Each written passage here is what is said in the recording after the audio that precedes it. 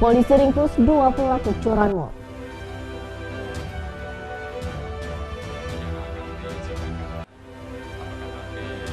Tujuh 17 anggota polisi Polda Sumbar akan jalani sidang kode etik.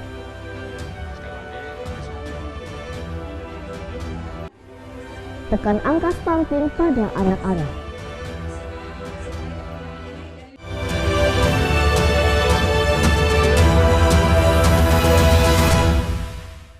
Assalamualaikum warahmatullahi wabarakatuh. Selamat pagi pemirsa. Beragam informasi telah kami siapkan untuk Anda dalam iNews Sumatera Barat.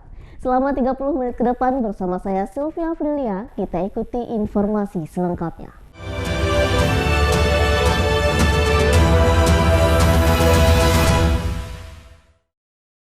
Pemirsa, beraksi di 5 TKP, 2 orang pelaku curanmor di Padang, Sumatera Barat dibekuk tim Kelewang Satreskrim Polresta Padang di sebuah kos-kosan di kawasan Padang Utara, Kota Padang.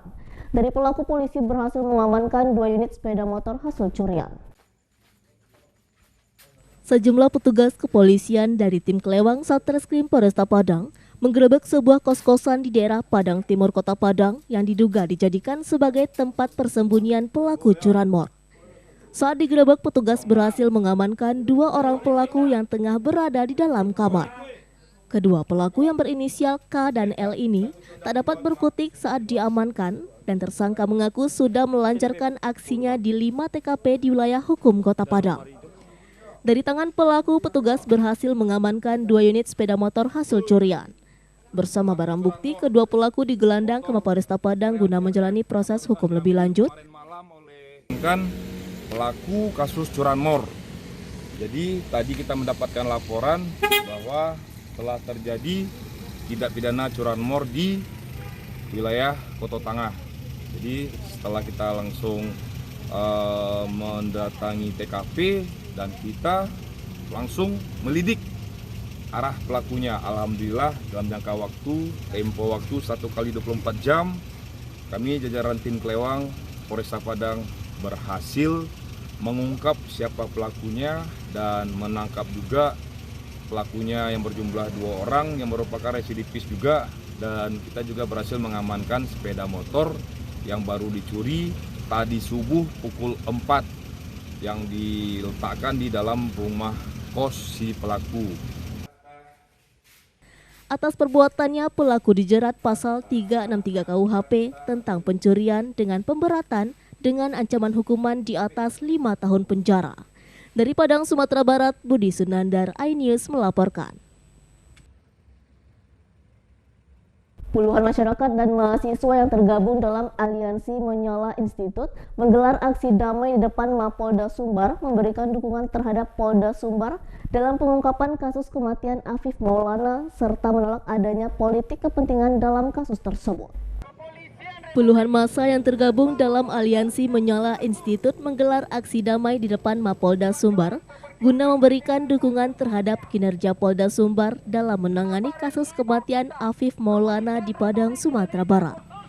Dengan membawa sejumlah poster mengecam maraknya aksi tawuran dan geng motor yang meresahkan warga Kota Padang dalam beberapa hari terakhir, serta memberikan dukungan kepada aparat kepolisian untuk melakukan penindakan secara tegas guna menciptakan suasana kondusif di Kota Padang. Dari Menyala Institute, beberapa anak muda dari berbagai latar belakang dan berbagai latar daerah yang ada di Sumatera Barat menyuarakan dukungannya kepada Kapolda Sumatera Barat atas gonjang-ganjing maupun isu yang sedang beredar di tengah masyarakat Sumatera Barat, dan support penuh kepada Kapolda Sumatera Barat beserta jajaran.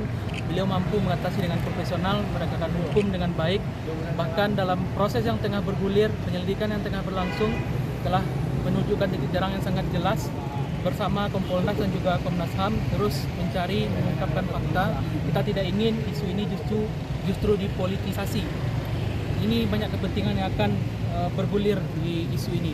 Kami tidak ingin sebagai anak muda keamanan dan ketertiban masyarakat menjadi rusak dengan adanya penggorengan isu atau pengiringan opini yang terjadi di tengah masyarakat.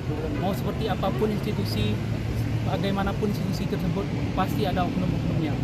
Jangan berbicara institusi satu saja, tapi beragam institusi yang ada, pasti banyak oknum-oknum yang justru mencoreng nama baik institusi tersebut. Ini sebuah anomali yang sangat menyedihkan. ketika terjadi penyakit masyarakat yang meresahkan, balap liar, geng motor, tawuran, masyarakat bertanya, kemana polisi, kemana polisi. Tapi ketika sudah hadir, kenapa kita hujat segala macam? Jangan merasa kita itu adalah manusia yang paling suci, jangan membuat onar, jangan memprovokasi masyarakat kita yang mungkin lagi sibuk untuk memperbaiki perekonomiannya, berusaha lebih baik lagi meningkatkan kredibilitasnya dan juga mensejahterakan hidupnya, tetapi justru diobok-obok dengan isu-isu dan adu domba yang sangat kejam sekali. Dalam aksi tersebut, mereka juga menyatakan penolakan terhadap adanya kepentingan politik dan sikap apatis yang menyudutkan institusi Polri dalam penyelesaian kasus kematian Afif Maulana yang menjadi korban saat pencegahan aksi tawuran di daerah Kuranci, Kota Padang. Sementara itu, Kabid Humas Polda Sumbar Kombes Pol Dwi Sulistiawan yang datang menemui para pendemo menyampaikan hasil penyelidikan berdasarkan saksi kunci pada saat kejadian. Korban diduga tewas karena melompat dari atas jembatan Kuranji dan bukan karena penganiayaan oleh pihak kepolisian.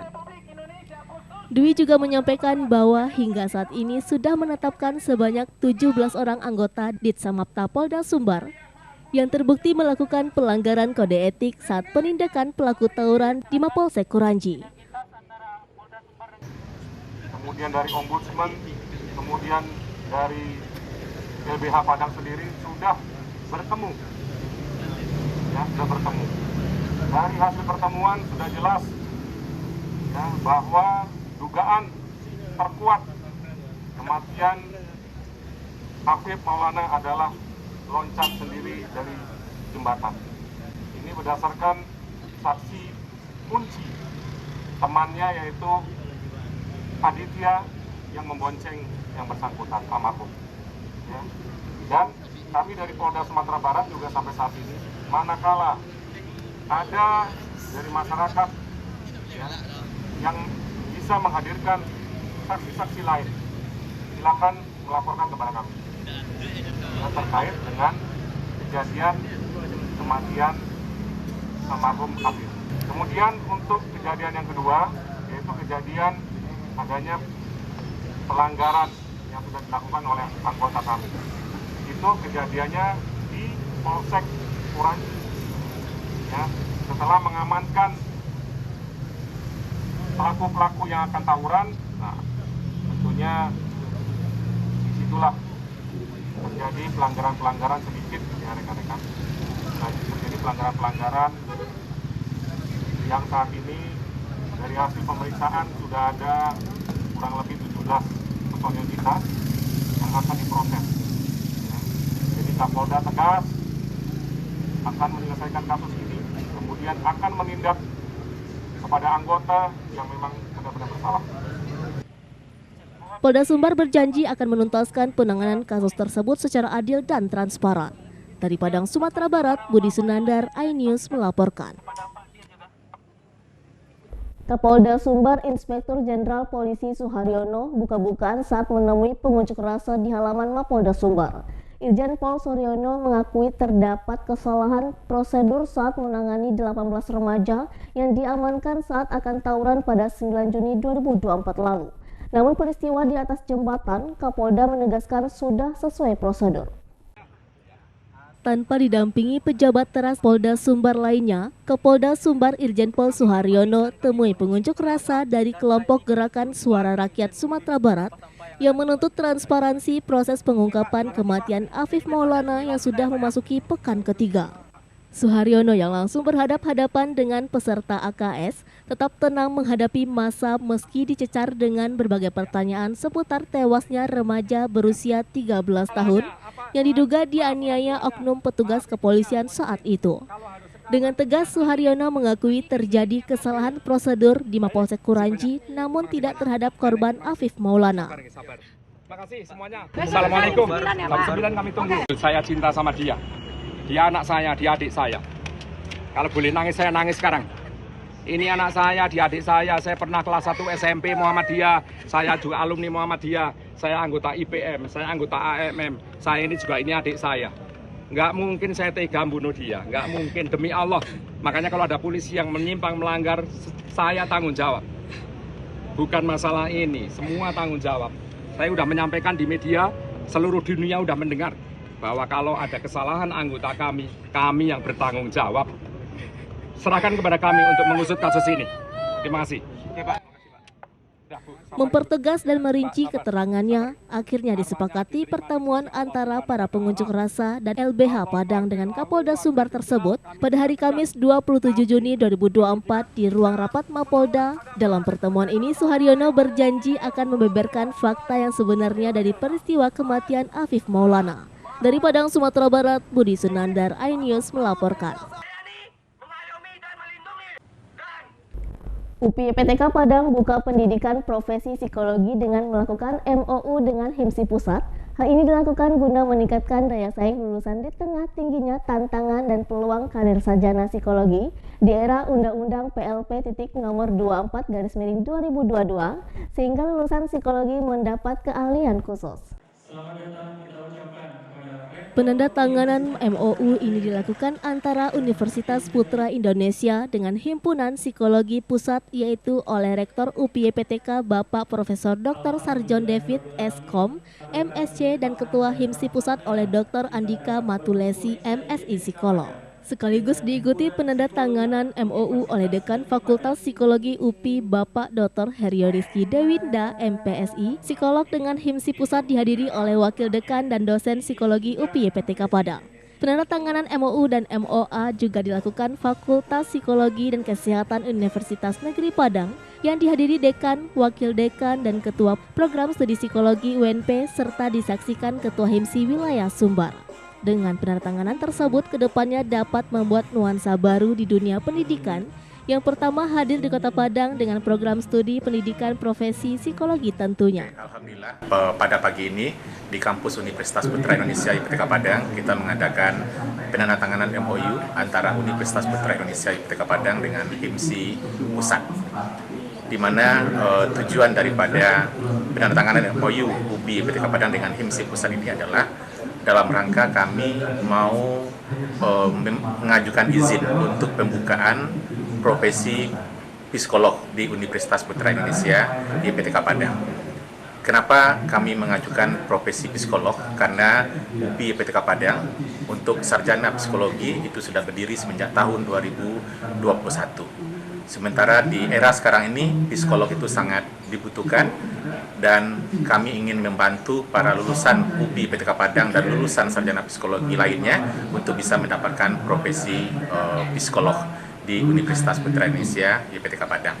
Itu mohon doanya, mudah-mudahan profesi psikolog yang kami cita-citakan di Universitas Putra Indonesia IPTK Padang ini dapat terwujud dalam jangka waktu yang tidak terlalu lama hendaknya. Dalam acara tersebut juga dilakukan kuliah umum yang diikuti seluruh mahasiswa jurusan psikologi UPI PTK Padang sehingga dapat mencetak mahasiswa yang bisa bersaing di tengah kemajuan zaman tentunya. Dari Padang, Sumatera Barat, Tim Liputan iNews melaporkan. 17 anggota polisi Polda Sumbar akan jalani sidang kode etik. Tetaplah bersama kami di iNews Sumatera Barat.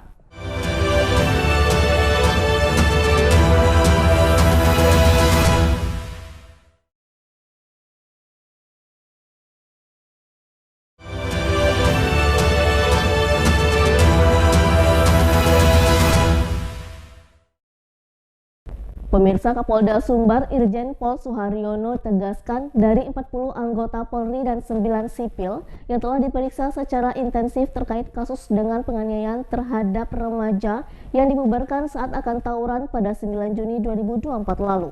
Terdapat 17 personil Satsamapa Polda Sumbar diduga terbukti telah melakukan pelanggaran kode etik. Pelanggaran ini terjadi di Mapolsek Kuranji saat polisi mengamankan pelaku tawuran, bukan dari peristiwa tewasnya Afif Maulana. Monitoring dan klarifikasi penemuan mayat di bawah jembatan Kuranji ini sengaja digagas Kompolnas dan Polda Sumbar agar pengungkapan kasus tewasnya Afif Maulana dan dugaan penyiksaan 18 remaja yang diamankan di Mapolsek Kuranji 9 Juni 2024 lalu menemukan titik terang. Usai melakukan pertemuan dengan berbagai unsur terkait peristiwa tewasnya Afif Maulana dan dugaan penganiayaan terhadap 18 remaja yang diduga pelaku tawuran, Kapolda Sumbar Irjen Pol Suharyono menyatakan 17 personil Polda Sumbar diduga telah melanggar kode etik dan segera disidang kode etik atau sidang pidana. Hadir dalam monitoring tersebut Ketua Harian Kompolnas Irjen Pol Purnawirawan Benny Mamoto, Komisi Perlindungan Anak dan Perempuan Indonesia, Ombudsman Indonesia, perwakilan Kementerian Perlindungan Perempuan dan Anak, serta Lembaga Bantuan Hukum Padang dan keluarga almarhum Afif Maulana. Kan sudah cukup panjang ya, tapi kita hanya menyampaikan hari ini ada apa.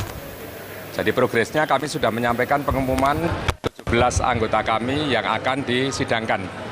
Apakah nanti sidang Komisi Kode Etik atau pidana, nanti kelanjutannya. Sekali lagi kami sudah mengumumkan dari hasil penyelidikan dan juga pemeriksaan kami kepada 40-an anggota, itu 17 anggota diduga terbukti memenuhi unsur, tetapi kita pastinya sedang mencari objeknya. Kalau anggotanya dan apa yang dilakukannya sudah saya sampaikan, dan ancaman hukumannya juga tentunya sudah ada. Tetapi nanti sebelum sidang kita lakukan, pemberkasan itu kan juga harus mengklirkan terhadap siapa yang menjadi objeknya, yaitu yang 18 yang diperiksa di Polsek Takuranji. Yang kedua, kita hari ini hanya menyuguhkan fakta-fakta yang sebenarnya di lapangan. Kami benar-benar tidak mengasumsi dan memprediksi atau mengada-ada, tapi kita hadirkan semuanya secara terbuka, transparan, semua saksi yang sudah ditanya, dijawab, diklarifikasikan, dan seterusnya. Nanti mohon waktu, kelanjutannya pasti akan kami sampaikan. Tapi tahap pertama kami pastinya saat ini sudah menyampaikan siapa yang diduga melakukan pelanggaran kode etik, dan sudah saya sampaikan untuk umum, terbuka. Ini bukti transparansi kami. Bahkan beliau juga menyatakan tadi baru kali ini menyaksikan sesuatu peristiwa rapat koordinasi terbuka yang dihadiri seluruh unsur, padahal belum SP2 lidik belum akan dilakukan. Biasanya gelar seperti ini dilakukan menjelang menghentikan penyelidikan. Dari Padang, Sumatera Barat, Budi Sunandar, iNews melaporkan. Polisi kita semakin profesional. Badan Pengawas Pemilu Bawaslu Kota Padang melakukan pengawasan tahapan pencoklitan untuk pelaksanaan Pilkada tahun 2024. Hasil pengawasan yang sudah Bawaslu Kota Padang yang dilakukan tanggal 24 sampai 26 Juni 2024 sebanyak 2.922 kepala keluarga sekota Padang sudah tercoklit. Komisioner Bawaslu Kota Padang Firdaus Yusri mengungkapkan Bawaslu Kota Padang telah melakukan beberapa perencanaan dan langkah-langkah agar pemilihan tahun 2024 berjalan dengan demokrasi, aman, dan jujur. Bawaslu telah memetakan potensi kerawanan dan dijadikan sebagai langkah-langkah untuk melakukan pencegahan dan pengawasan di pemilu tahun 2024 agar pemilihan berjalan lancar dan tanpa gangguan. Strategi Bawaslu dengan melakukan patroli, koordinasi dan konsolidasi dengan pemangku kepentingan, sosialisasi dan pendidikan politik kepada masyarakat, kewajiban dan wewenang yang diamanahkan sesuai dengan undang-undang. Kerawanannya yaitu penyelenggara pemilu tidak profesional dalam menjalankan tugas, kewajiban dan kewenangannya. Ini termasuk dalam pelaksanaan pantarlih. Kemudian terjadinya perjokian dalam menjalankan coklit. SK-nya siapa, yang menyerahkan siapa. Kemudian pantarlih atau PPDP menyerahkan tugasnya kepada orang lain. Nah, ini perlu kita garis bawah di sini. Pantarlih ini normanya pada Undang-Undang Nomor 7 Tahun 2017. Sedangkan harusnya PPDP dalam Undang-Undang 10 Tahun 2016 terkait dengan pilkada. Namun KPU itu menyamakan penyebutan namanya karena beririsan kepada pemilu kemarin dari untuk pilkada ini. Kemudian pantarlih terafiliasi partai politik, tapi ini sudah kita masukkan dalam AKP. Terdapat petugas yang tidak paham atau kurang paham. Nah, ini soal mekanisme yang disampaikan oleh jajaran. Dari Padang, Sumatera Barat, Tim Liputan iNews melaporkan. Tahapan pemilihan kepala daerah atau pilkada serentak tahun 2024 sudah masuk ke pendataan pemilih. Untuk Kecamatan 6 Lingkung, Kabupaten Padang Pariaman, petugas pemutakhiran data pemilih sudah dimulai dilakukan semenjak 25 Juni lalu. Dalam pendataan itu, pengawas pemilihan melakukan pengawas melekat ke Pantarlih untuk memastikan warga mendapatkan hak pilih. Sebanyak 64 petugas pemutakhiran data pemilih atau Pantarli di Kecamatan Enam Lingkung, Kabupaten Padang Pariaman sudah mulai melakukan pendataan terhadap warga yang berhak untuk memilih sejak 25 Juni yang lalu. Untuk melakukan pendataan tersebut, sejumlah Pantarli didampingi oleh pengawas pemilihan dari kecamatan dan nagari guna memastikan warga mendapatkan hak pilihnya. Pendataan pemilih yang dilakukan Pantarli ini dilakukan selama sebulan dari sejak dilantik tanggal 24 Juni hingga 23 Juli 2024 nanti. Itu apel pelepasan Pantarli sekecamatan Enam Lingkung berjumlah 64 orang untuk melakukan coklit dari rumah ke rumah. Kami panitia pengawas pemilihan secara berjenjang melakukan pengawasan melekat terhadap Pantarli saat melakukan coklit. Tujuannya? Untuk memastikan hak pilih untuk pilkada serentak tahun 2024 di Padang Pariaman. Bagi warga yang berhak untuk memilih, tidak terdata bisa melaporkan ke kantor Panwascam atau kantor PPS setempat. Dari Padang Pariaman, Eka Guspriyadi, iNews melaporkan. Tekan angka stunting pada anak-anak. Telah bersama kami di iNews Sumatera Barat.